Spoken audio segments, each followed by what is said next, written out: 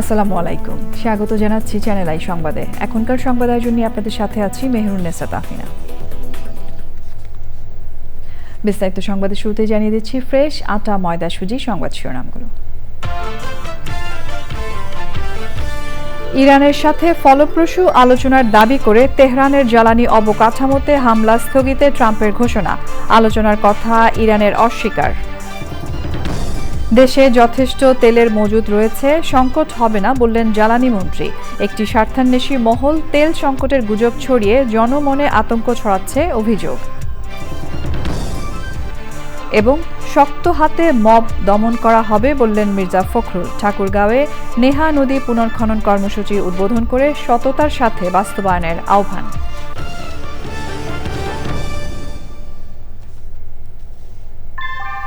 ভূমিকম্প সহনীয় most durable দেশের প্রথম থার্মেক্স রড সালাম স্টিল। সালাম স্টিল বোঝে ডিউরেবিলিটি। সালাম স্টিল, মোস্ট ডিউরেবল স্টিল। সংবাদ শিরোনামগুলো জানাচ্ছিলাম। এখনকার এই সংবাদ আয়োজন একই সঙ্গে চ্যানেল আই এর ইউটিউব চ্যানেলে এবং চ্যানেল আই এর ওটিটি প্ল্যাটফর্ম আই স্ক্রিনে লাইভ স্ট্রিম হচ্ছে। এবার যাচ্ছে বিস্তারিত প্রসঙ্গে এবং শুরুতেই থাকছে ইরান যুদ্ধের ২৪তম দিন।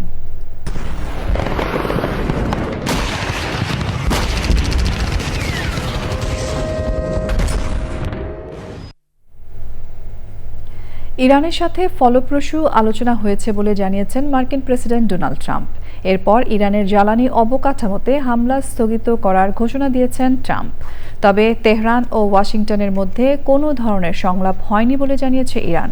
এদিকে হরমুজ প্রণালী নিয়ে যুক্তরাজ্যের প্রধানমন্ত্রী কিয়ার স্টারমারের সঙ্গে টেলিফোনে কথা বলেছেন মার্কিন প্রেসিডেন্ট। তবে আলোচনা হলেও হামলা পাল্টা হামলার হুঁশিয়ারি দিয়েছে দুপক্ষই। বিস্তারিত সুব্রত গাইনের রিপোর্টে। মধ্যপ্রাচ্য উত্তেজনার মধ্যে ইরানের সঙ্গে 2 দিন ধরে আলোচনা হয়েছে বলে জানিয়েছেন মার্কিন প্রেসিডেন্ট ডোনাল্ড ট্রাম্প। ট্রাম্প তার ট্রুথ সোশ্যালে জানান, ইরানের সঙ্গে ভালো ও ফলপ্রসূ আলোচনা হয়েছে। এর ফল হিসেবে ইরানের জ্বালানি অবকাঠামোতে সম্ভাব্য মার্কিন হামলা 5 দিনের জন্য স্থগিত করা হয়েছে। তবে তেহরান ও ওয়াশিংটনের মধ্যে বর্তমানে কোনো ধরনের সংলাপ হয়নি বলে জানিয়েছে ইরান। ইরানের পররাষ্ট্র মন্ত্রণালয়ের এক বিবৃতির বরাদ্দে দেশটির আধা সরকারি মেহর নিউজ এ খবর জানিয়েছে। বিবৃতিতে বলা হয়, ট্রাম্পের সাম্প্রতিক মন্তব্যের মূল উদ্দেশ্য বিশ্ববাজারে জ্বালানি তেলের দাম কমানো এবং তার সামরিক পরিকল্পনা বাস্তবায়নের জন্য সময় ক্ষেপণের কৌশল। উত্তেজনা কমাতে আঞ্চলিক দেশগুলোর পক্ষ থেকে কিছু উদ্যোগ নেওয়া হয়েছে।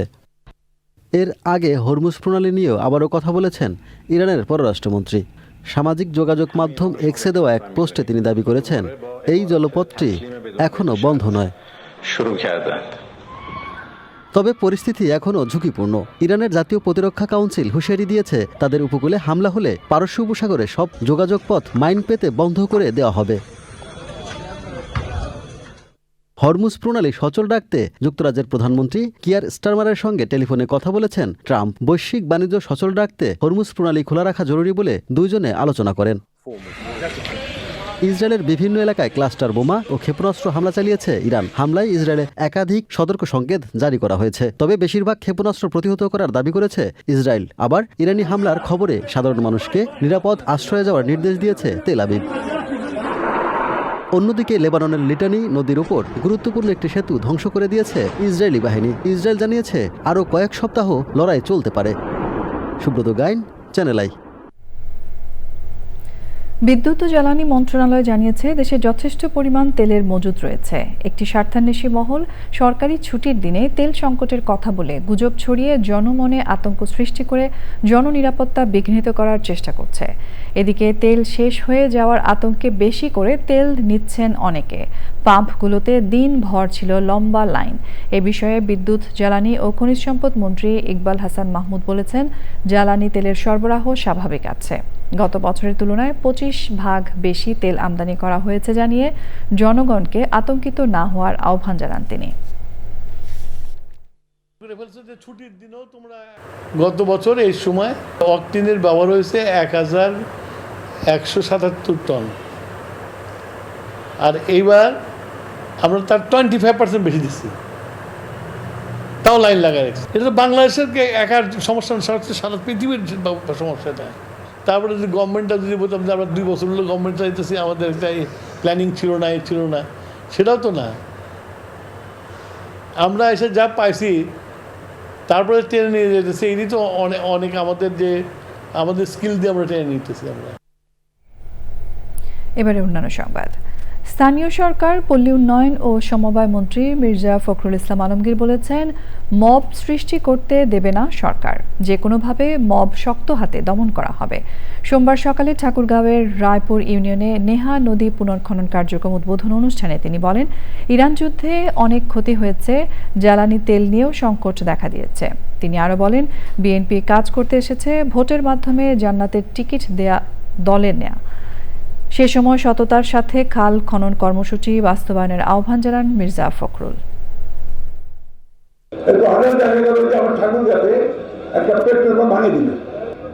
অভিযোগ থাকলে যারা দায়িত্বশীল আছে তাদেরকে বলো, পান বন্ধ করে মদ করতে দিব না, মদকে আমরা কঠোর হস্তে দমন করবো। ধন্যবাদ দেই যে ওই রাত্রে উনি 7 জনকে অ্যারেস্ট করছেন। এটা সবাই সাবধানে থাকবেন, কোথাও গায়ের জোরে আইনের বাইরে গিয়ে কোনো কাজ করবেন না, এটা আমরা হতে দেব না।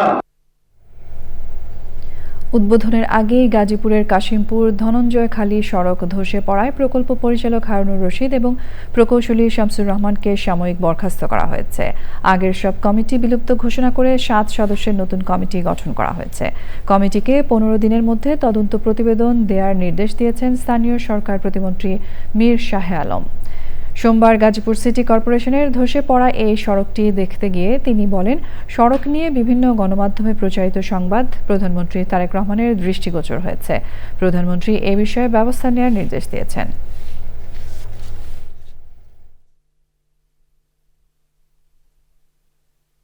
আমরা প্রাথমিকভাবে এই প্রজেক্টের কাজের দেখভালের দায়িত্ব যিনি ছিলেন এই জোনের নির্বাহী প্রকৌশলী শামসুর রহমান এবং পিডি হারুনুর রশিদকে আমরা সাময়িকভাবে বরখাস্ত সিদ্ধান্ত নিয়েছি। কর্মদিবস এবং ছুটির দিন সহ আমরা 15 দিন সময় দিলাম। এই 15 দিনের মধ্যে রিপোর্ট পাওয়ার সাথে সাথে আমরা পরবর্তীতে এই রাস্তার কাজটা যেন আবার করা যায় এবং আরো কারা জড়িত তাদের বিরুদ্ধে আর কি ব্যবস্থা নেওয়া যায় আমরা আপনাদের সামনে আবার জানিয়ে দেব। শহুরে জীবনে একটু সবুজ আর স্বস্তি দিতে রাজধানীর কাছে গড়ে তোলা হয়েছে ভিন্নধর্মী কিছু বিনোদন কেন্দ্র। তেমনই এক জায়গা, কাচ আর প্রকৃতির মেলবন্ধনে তৈরি এক নান্দনিক ঠিকানা উদয়পুর ডেস্টিনেশন।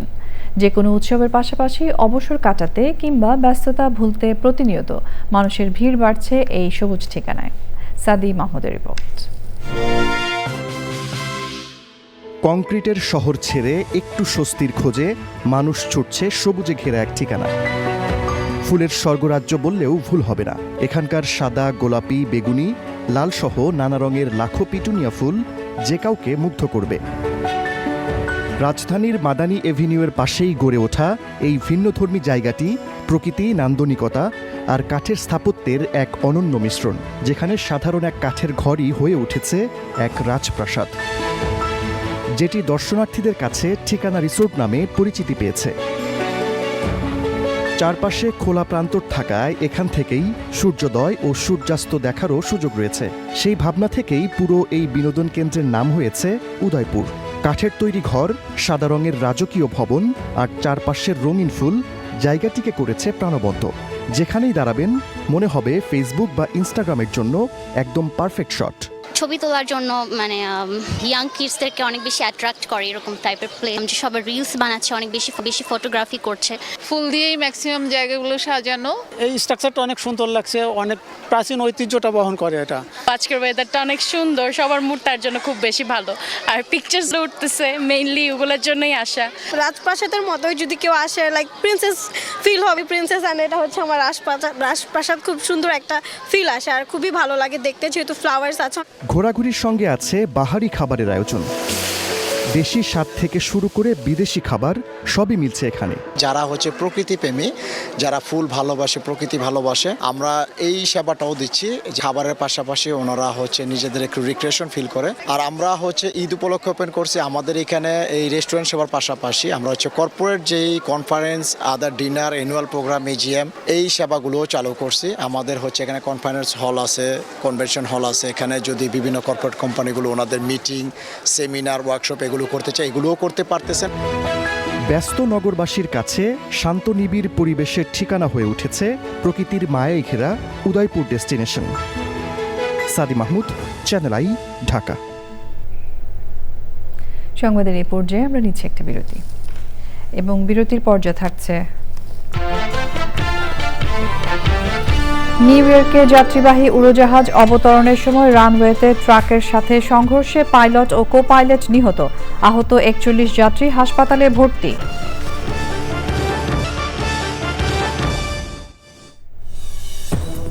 স্বাগত জানাচ্ছি আরও একবার চ্যানেল আই সংবাদে। ঈদের তৃতীয় দিনেও হলগুলোতে হাউসফুল হয়েছে রায়হান রাফি পরিচালিত ইমপ্রেস টেলিফিল্ম ও কানন ফিল্মসের চলচ্চিত্র প্রেসার কুকার। গল্পের নতুনত্ব, সিনেমাটোগ্রাফি এবং শিল্পীদের অসাধারণ অভিনয়ের প্রশংসায় পঞ্চমুখ দর্শকরা।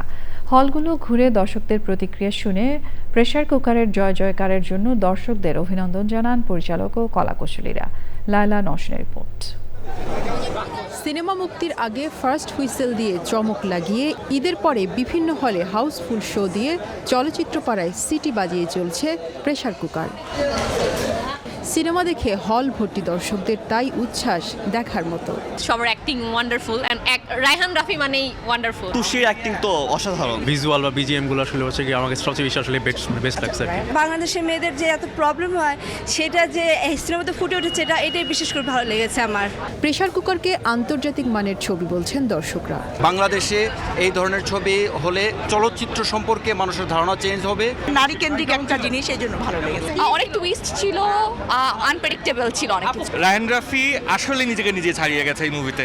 দর্শকের সামনে মানুষের জীবনের প্রকৃত গল্প তুলে ধরে নতুন কিছু দেওয়ার প্রচেষ্টাই ছিল প্রেসার কুকারে, জানান নির্মাতা। আমি দর্শকদের জিজ্ঞেস করছিলাম আপনারা কেন দেখছেন, বলছে এখন আমাদের কাছে গল্পই আসলে মেইন, এবং গল্পটার জন্য আমরা দেখতে আসছি, এবং ভালো ভালো অভিনেতা অভিনেত্রী এখানে আছে, এবং মেয়েদের জন্য আমরা দেখতে এসেছি। তো এটা আমাদের জন্য অনেক বড় ব্যাপার, এটাই আমাদের সাকসেস। দেশের 10টি সিনেমা হলে চলছে প্রেসার কুকারের প্রদর্শনী। Laila Nowshin, channel I, Dhaka. যুক্তরাষ্ট্রের লাগার্দিয়া বিমানবন্দরে অবতরণের সময় দুর্ঘটনায় এয়ার কানাডা এক্সপ্রেসের একটি যাত্রীবাহী উড়োজাহাজের পাইলট ও কো পাইলট নিহত হয়েছেন। আহত ৪১ জনকে হাসপাতালে নেওয়া হয়েছে। স্থানীয় সময় রোববার গভীর রাতে রানওয়েতে ফায়ার সার্ভিসের একটি ট্রাকের সঙ্গে উড়োজাহাজটির সংঘর্ষ হয়। মার্কিন সংবাদ মাধ্যম এনবিসি নিউজ জানিয়েছে, দুর্ঘটনার সময় ট্রাকটি জরুরি ডাকে যাচ্ছিল এবং সেটি পুলিশ সদস্যরা পরিচালনা করছিলেন। এতে এক সার্জেন্ট ও এক পুলিশ কর্মকর্তা গুরুতর আহত হয়েছেন। জ্যাজ এভিয়েশনের মাধ্যমে পরিচালিত CRJ-900 মডেলের উড়োজাহাজটি কানাডার মন্ট্রিয়াল থেকে ৭২ জন যাত্রী ও 4 জন ক্রু নিয়ে নিউ ইয়র্কে আসছিল। Flight tracking website Flightradar 24 জানিয়েছে, অবতরণের সময় উড়োজাহাজটি প্রায় 24 মাইল গতিতে ট্রাকটিকে ধাক্কা দেয়। ফেডারেল এভিয়েশন অ্যাডমিনিস্ট্রেশন জানিয়েছে, লাগার্দিয়া বিমানবন্দর থেকে অন্তত 18টি ফ্লাইট অন্যত্র সরিয়ে নেওয়া হয়েছে।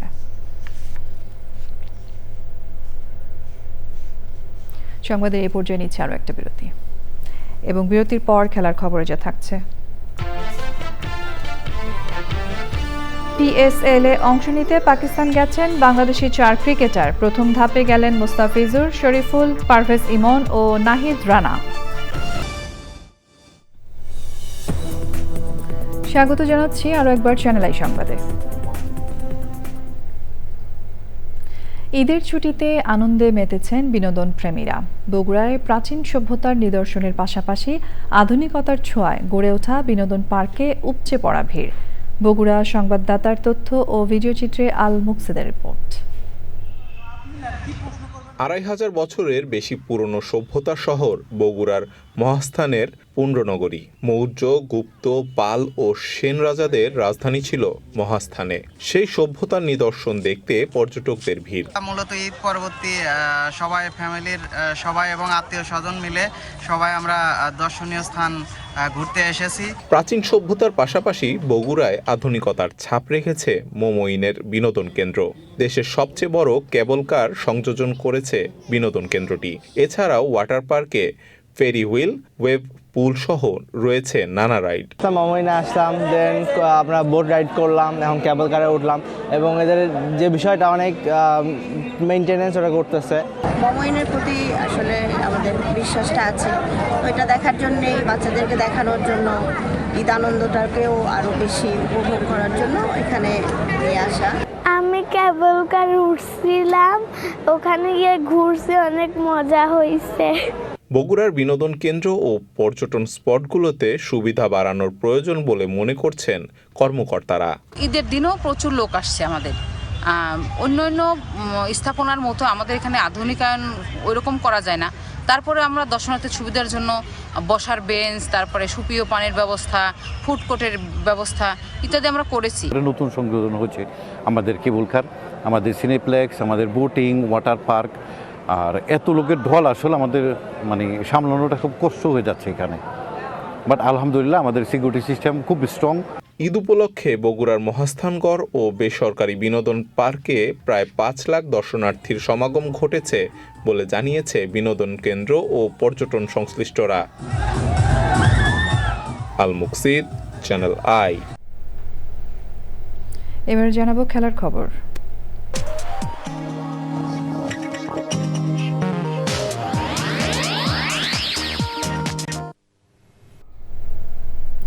পাকিস্তান সুপার লিগ PSL এ খেলতে সোমবার 4 বাংলাদেশি ক্রিকেটাররা গেছেন পাকিস্তানে। এবারের আসরে দল পেয়েছেন বাংলাদেশের 6 ক্রিকেটার। তাদের মধ্যে সোমবার সকালে পাকিস্তান গেছেন মুস্তাফিজুর রহমান, শরীফুল ইসলাম, পারভেজ হোসেন ইমন ও নাহিদ রানা। রিশাদ হোসেন ও তানজিদ তামিম যাবেন পরে। 26শে মার্চ থেকে শুরু হবে এবারের PSL এর আসর। এবার সরাসরি চুক্তিতে বাংলাদেশি পেসার মুস্তাফিজুর রহমানকে দলে নেয় লাহোর কান্দালস। এরপর নিলামে দল পান রিশাদ, নাহিদ ও ইমন। পরবর্তীতে শরীফুল ও তামিমও প্রথমবারের মতো ফ্র্যাঞ্চাইজি লিগটিতে ডাক পেয়েছেন।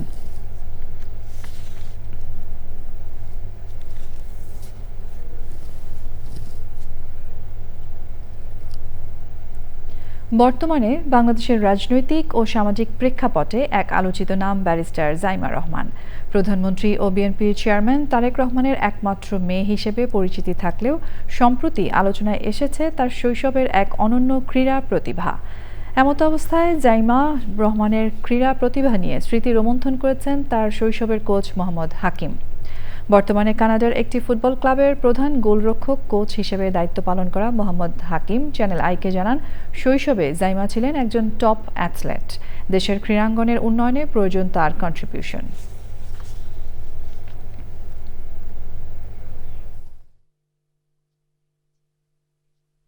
ও ছিল one of the top athletes. Then she became a goalkeeper. Zaima ছিল তখন I think grade 6 and intermediate level, like U14 টিমের সে গোলকিপার ছিল এবং সে the youngest goalkeeper.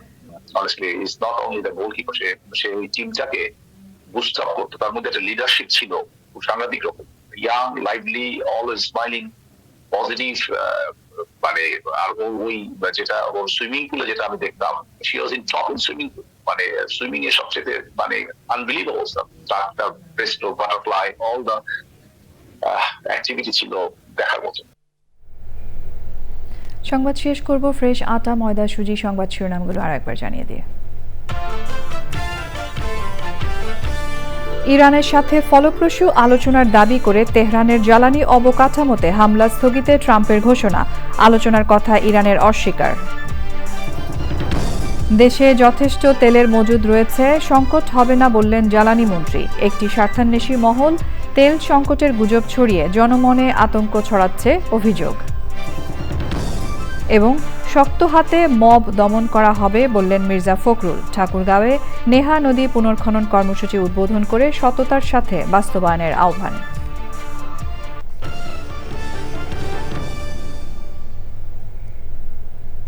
প্রিয় দর্শক, চ্যানেল আইয়ের সর্বশেষ সংবাদ জানতে ভিজিট করুন channelionline.com-এ। যুক্ত থাকুন আমাদের সোশ্যাল মিডিয়া প্ল্যাটফর্মগুলোর সাথে।